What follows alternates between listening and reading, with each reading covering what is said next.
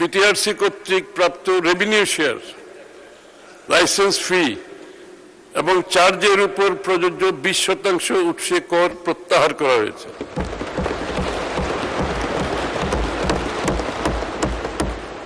Mobile network সেবা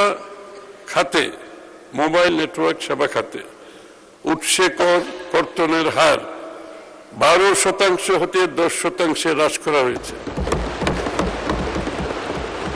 শিল্পের কাঁচামাল আমদানিতে উৎসে অগ্রিম করের সাধারণ হার 5% হতে 4% হ্রাস করা হয়েছে।